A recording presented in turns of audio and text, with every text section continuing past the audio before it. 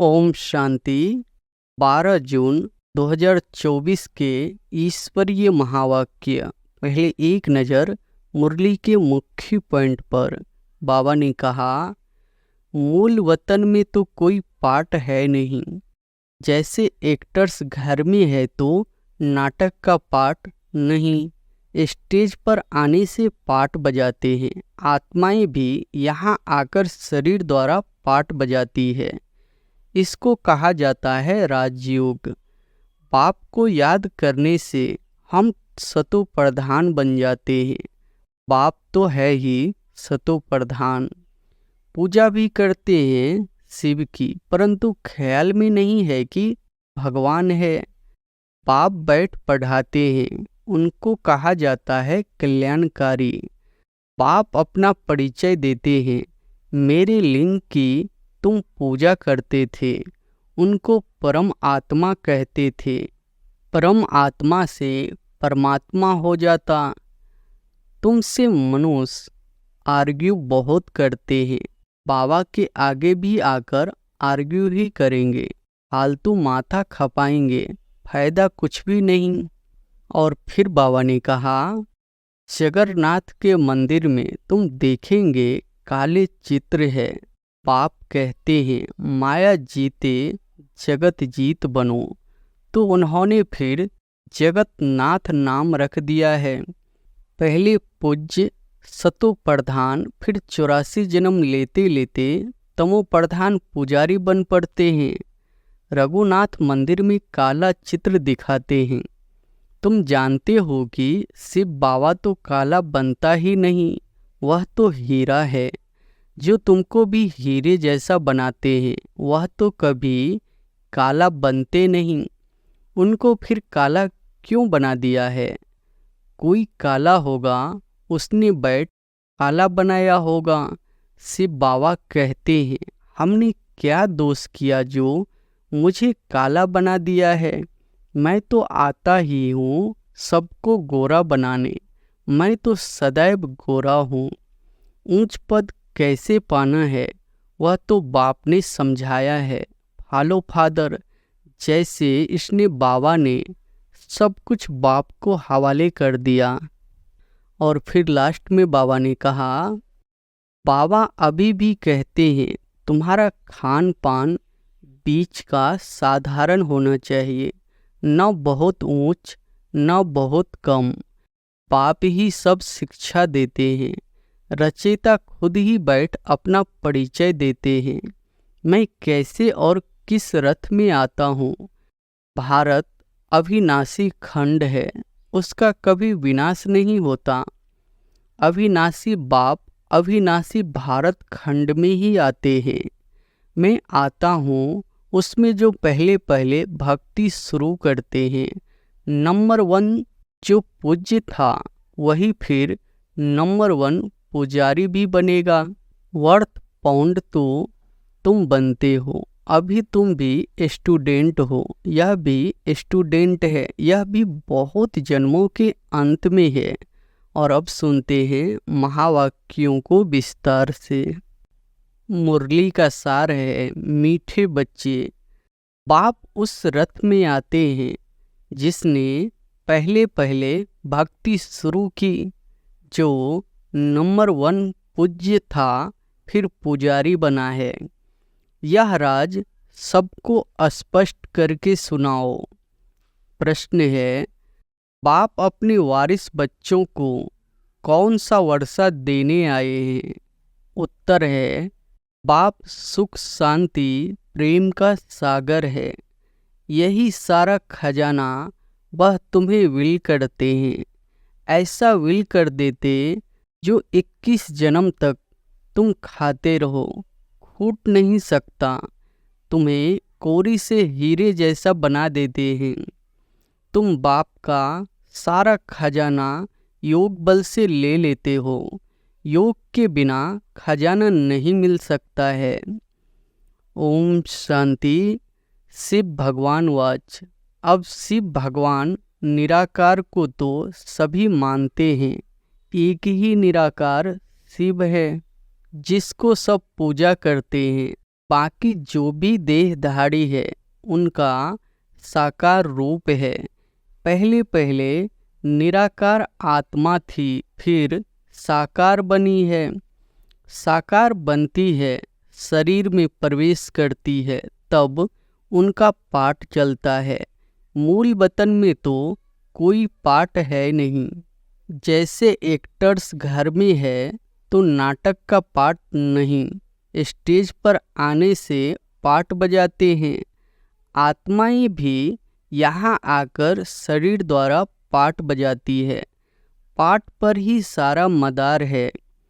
आत्मा में तो कोई फर्क नहीं है। जैसे तुम बच्चों की आत्मा है वैसे इनकी आत्मा है। बाप परम आत्मा क्या करते हैं, उनका एक्यूपेशन क्या है, वो जानना है। कोई प्रेसिडेंट है, राजा है, यह आत्मा का एक्यूपेशन है ना।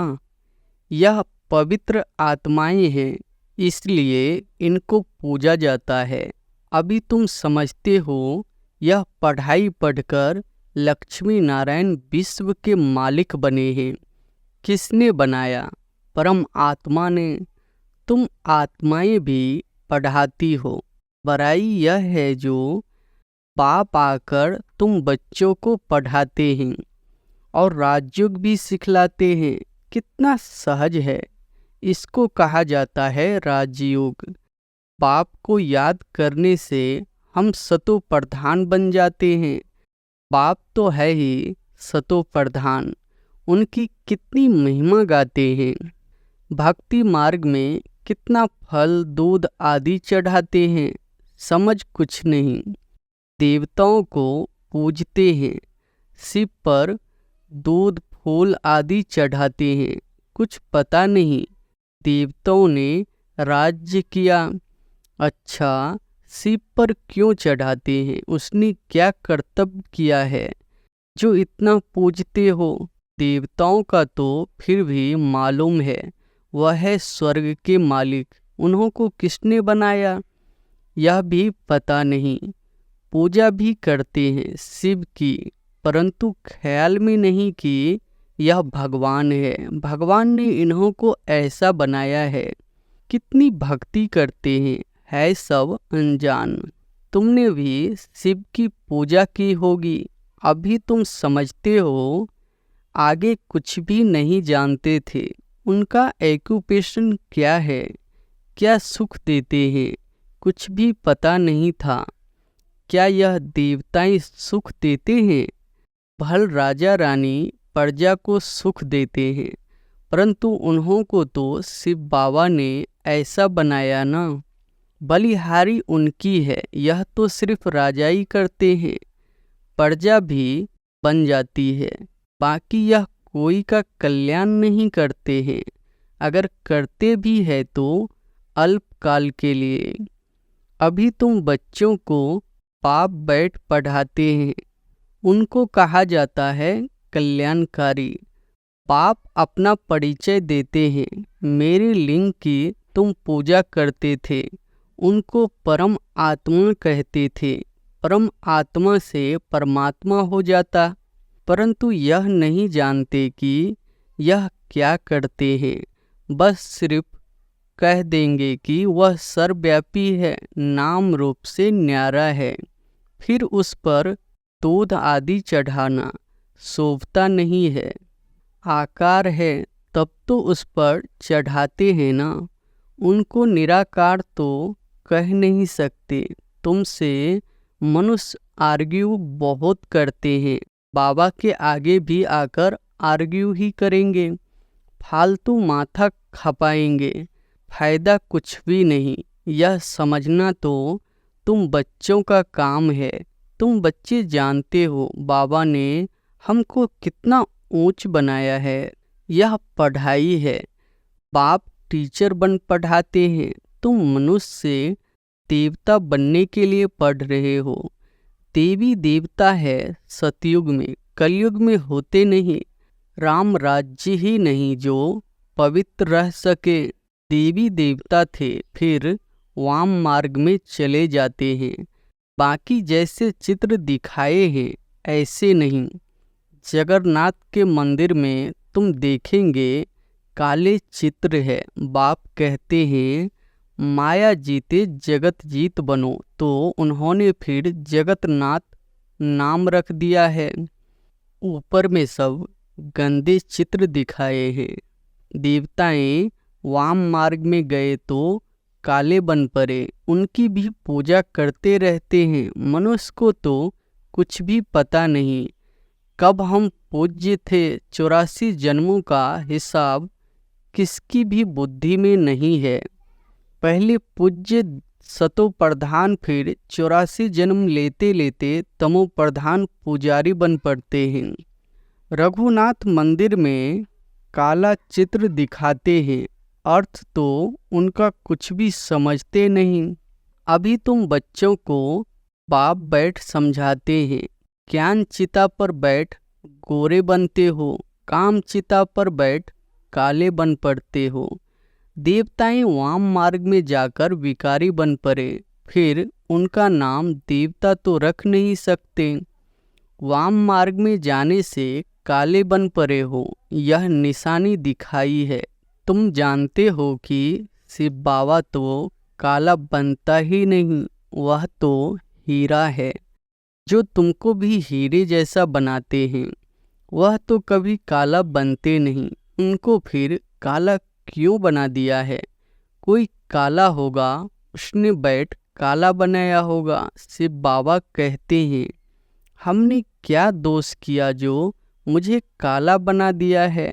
मैं तो आता ही हूँ सबको गोरा बनाने, मैं तो सदैव गोरा हूँ। मनुष्यों की ऐसी बुद्धि बन पड़ी है जो कुछ भी समझते नहीं। शिव बाबा तो है ही सबको हीरा बनाने वाला। मैं तो एबर गोरा मुसाफिर हूँ। मैंने क्या किया जो मुझे काला बनाया है? अब तुमको भी गोरा बनना है, ऊंच पद पाने लिए।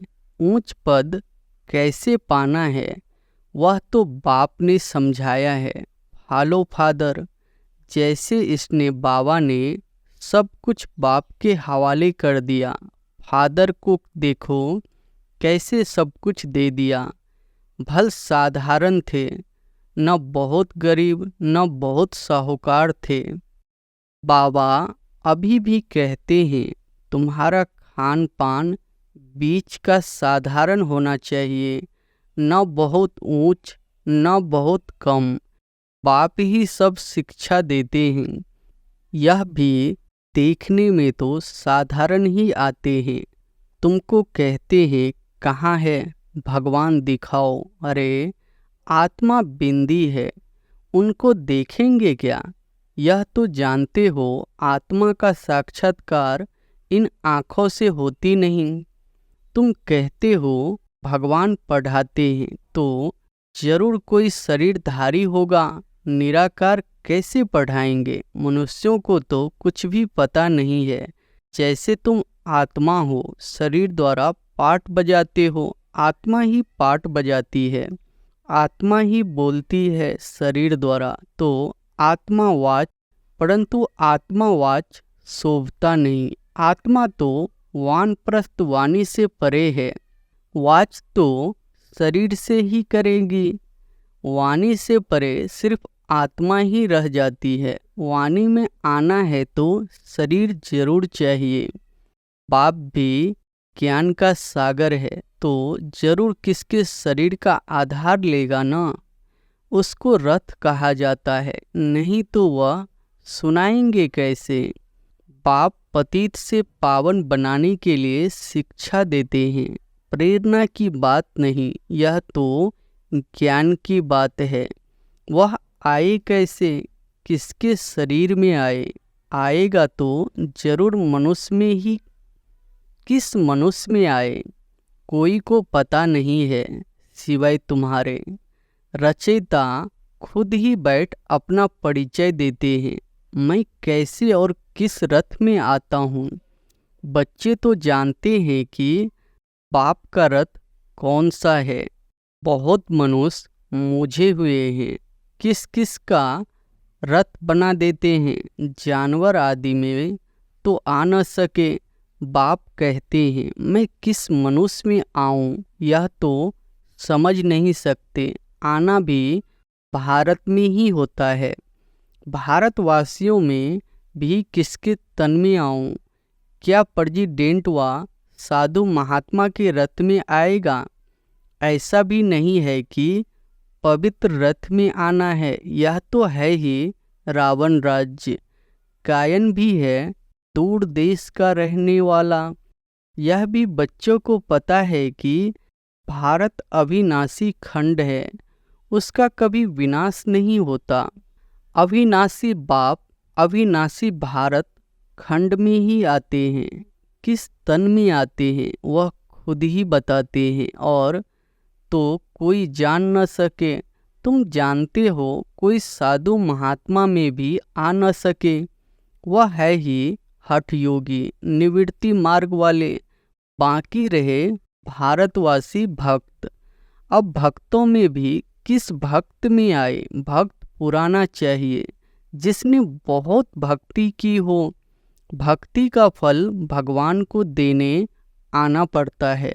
भारत में भक्त तो ढेर है, कहेंगे यह बड़ा भक्त है, इसमें आना चाहिए। ऐसे तो बहुत भक्त बन पड़ते हैं। कल भी कोई को वैराग आए, भक्त बन जाए। वह तो इस जन्म का भक्त हो गया ना, उसमें आएंगे नहीं।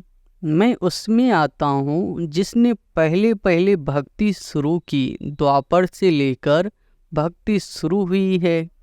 यह हिसाब किताब कोई समझ न सके।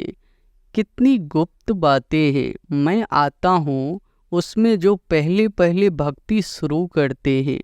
नंबर 1 जो पूज्य था वही फिर नंबर 1 पुजारी भी बनेगा। खुद ही कहते हैं यह रथ ही पहले नंबर में जाते हैं, फिर 84 जन्म भी यही लेते हैं। मैं इनके ही बहुत जन्मों के अंत के भी अंत में प्रवेश करता हूँ। इनको ही फिर नंबर 1 राजा बनना है। यही बहुत भक्ति करते थे। भक्ति का फल भी इनको मिलना चाहिए। बाप दिखलाते हैं बच्चों को कि देखो यह मेरे पर वारी कैसे गया, सब कुछ दे दिया। इतने ढेर बच्चों को सिखलाने लिए धन भी चाहिए। ईश्वर का यज्ञ रचा हुआ है। खुदा इसमें बैठ रुद्र ज्ञान यज्ञ रचते हैं। इसको पढ़ाई भी कहा जाता है। रुद्र शिव बाबा जो ज्ञान का सागर है, उसने यज्ञ रचा है ज्ञान देने के लिए। अक्षर बिल्कुल ठीक है।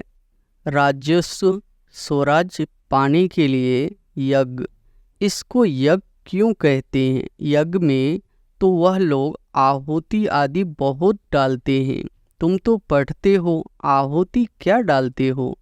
तुम जानते हो हम पढ़कर होशियार हो जाएंगे, फिर यह सारी दुनिया इसमें स्वाहा हो जाएगी।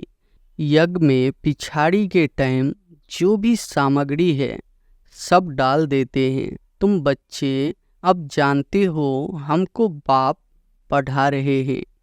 बाप है तो बहुत साधारण मनुष्य क्या जाने। उन बड़े बड़े आदमियों की तो बहुत बड़ी महिमा होती है। बाप तो बहुत साधारण सिंपल बैठा है। मनुष्यों को कैसे पता पड़े यह दादा तो जोहरी था। शक्ति तो कोई देखने में नहीं आती, सिर्फ इतना कह देते इसमें कुछ शक्ति है। बस यह नहीं समझते कि इसमें सर्वशक्तिमान बाप है, इसमें शक्ति है। वह शक्ति भी आई कहाँ से? बाप ने प्रवेश किया ना।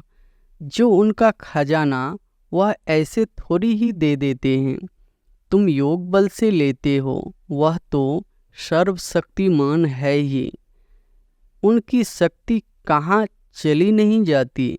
परमात्मा को सर्वशक्तिमान क्यों गाया जाता है, यह भी कोई जानते नहीं। बाप आकर सब बातें समझाते हैं। बाप कहते मैं जिसमें प्रवेश करता हूँ इसमें तो पूरी जंग चढ़ी हुई थी, पुराना देश, पुराना शरीर, उसके बहुत जन्मों के अंत में मैं आता हूँ। कट जो चढ़ी है वह कोई उतार न सके, कट उतारने वाला एक ही सतगुरु है, वह एवर प्योर है। यह तुम समझते हो। यह सब बुद्धि में बिठाने के लिए भी टाइम चाहिए। तुम बच्चों को बाप सब विल कर देते हैं। बाप ज्ञान का सागर, शांति का सागर है, सारा विल कर देते हैं बच्चों को। आते भी पुरानी दुनिया में है, प्रवेश भी उसमें करते हैं। जो हीरे जैसा था फिर कौड़ी जैसा बना, वो भल इस समय करोड़पति है, परंतु अल्पकाल के लिए सबका खलास हो जाएगा। वर्थ पाउंड तो तुम बनते हो। अभी तुम भी स्टूडेंट हो, यह भी स्टूडेंट है। यह भी बहुत जन्मों के अंत में है, कट चढ़ी हुई है। जो बहुत अच्छा पढ़ते उसमें ही कट चढ़ी हुई है, वही सबसे पतित बनते हैं, उनको ही फिर पावन बनना है। यह ड्रामा बना हुआ है। बाप तो रियल बात बताते हैं। बाप है टूथ, वह कभी उल्टा नहीं बतलाते। यह सब बातें मनुष्य कोई समझ न सके। तुम बच्चों बिगर मनुष्यों को कैसे पता पड़े। अच्छा, मीठे मीठे सिकी लदे बच्चों प्रति माता पिता बाप दादा का याद प्यार और गुड मॉर्निंग।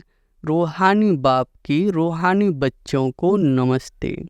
धारणा के लिए मुख्य सार पहली पॉइंट है, ऊंच पद पाने के लिए पूरा फॉलो फादर करना है। सब कुछ बाप के हवाले कर ट्रस्टी हो संभालना है। पूरा वारी जाना है। खान पान रहन सहन बीच का साधारण रखना है, न बहुत ऊंच न बहुत नीच।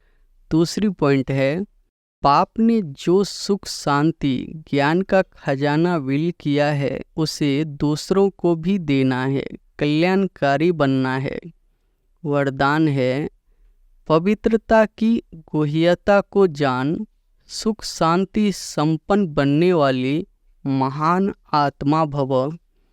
पवित्रता की गुह्यता को जान, सुख शांति संपन्न बनने वाली महान आत्मा भव। पवित्रता के शक्ति की महानता को जान, पवित्र अर्थात पूज्य देव आत्माएं अभी से बनो। ऐसे नहीं कि अंत में बन जाएंगे। यह बहुत समय की जमा की हुई शक्ति अंत में काम आएगी। पवित्र बनना कोई साधारण बात नहीं है। ब्रह्मचारी रहते हैं, पवित्र बन गए हैं, लेकिन पवित्रता जननी है। चाहे संकल्प से, चाहे वृत्ति से, वायुमंडल से, वाणी से, संपर्क से सुख शांति की जननी बनना, इसको कहते हैं महान आत्मा। स्लोगन है, ऊंची स्थिति में स्थित हो, सर्व आत्माओं को रहम की दृष्टि दो, वाइब्रेशन फैलाओ। ऊंची स्थिति में स्थित हो, सर्व आत्माओं को रहम की दृष्टि दो, वाइब्रेशन फैलाओ। अच्छा, ओम शांति।